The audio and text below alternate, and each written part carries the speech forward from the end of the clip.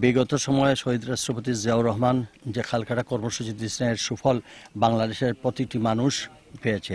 জানেন, খাদ্যের দ্বিগুণ আমরা উৎপাদন করতে পেরেছিলাম এবং সেই সময়ে মহামান্য রাষ্ট্রপতির সেই খাল খননের মাধ্যমে আমাদের 3 গুণ ধান আমরা এক্সপোর্ট করতে পেরেছিলাম এবং রবি শস্য থেকে শুরু করে প্রতিটা ক্ষেত্রে মানুষ একটা কর্মসংস্থান হয়েছিল, মানুষের একটা আলাদা উৎসাহ। সেটাকে পরিকল্পিতভাবে আমাদেরকে এটা বন্ধ করে দেওয়া হয়েছিল।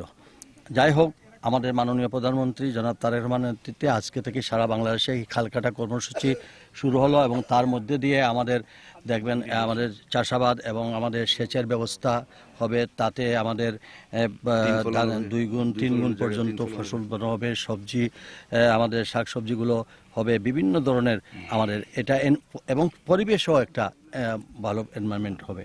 আমরা আশা করি এর সুফল জনগণ অতি সত্ত্বর